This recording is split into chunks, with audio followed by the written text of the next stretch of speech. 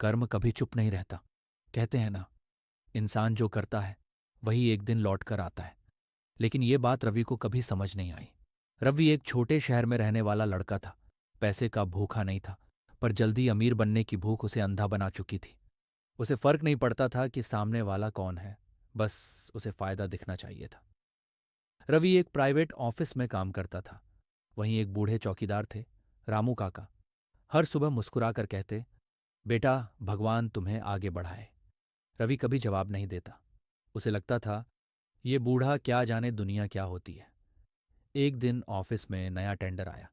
Company को बड़ा फायदा हो सकता था, लेकिन उसके लिए थोड़ी ईमानदारी चाहिए थी। रवि ने क्या किया? उसने कागजों में हेर फेर की, गलत जानकारी डाली और सारा फायदा अपने नाम कर लिया। उसी दिन शाम को रामू काका फाइल लेकर रवि के पास आए। कहने लगे, बेटा, ये फाइल शायद गलत जगह चली गई है। रवि ने बिना देखे कहा, रख दो वहां और जाओ यहां से। रामू काका चुपचाप चले गए। कुछ हफ्तों बाद रवि की जिंदगी बदलने लगी। पहले प्रमोशन मिला, फिर नई गाड़ी, फिर बड़ा घर। रवि हंसने लगा।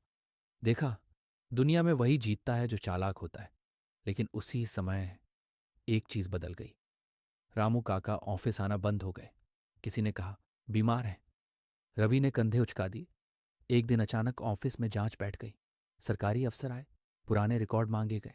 रवि घबरा गया। उसकी सारी चालाकी अब कागजों में साफ दिख रही थी। उसी शाम रवि को एक फोन आया।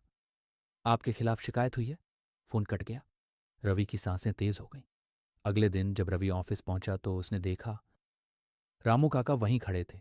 कमजोर थे, लेकिन आंखों में शांति थी। रवि ने कांपती आवाज में पूछा, काका, आप? रामू काका बोले, बेटा, मैं वही फाइल वापस देने आया था जिसे तुमने गलत इस्तेमाल किया।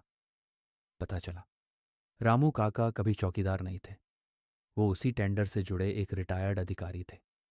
उन्होंने जानबूझकर खुद को छोटा दिखाया ताकि सच्चाई देख सकें। उन्होंने शिकायत भी नहीं की थी, बस सच को सामने आने दिया था।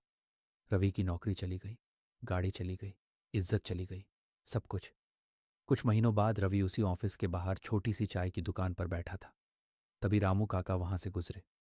रवि खड़ा हो गया, आंखों में आंसू थे। रवि बोला, काका, माफ कर दीजिए, मैं समझ गया, गलती मेरी थी। रामू काका मुस्कुराए और बोले, बेटा, मैंने कुछ नहीं किया, कर्म ने अपना काम किया। सीख, कर्म कभी बदला नहीं लेता, वो बस हिसाब बराबर करता है।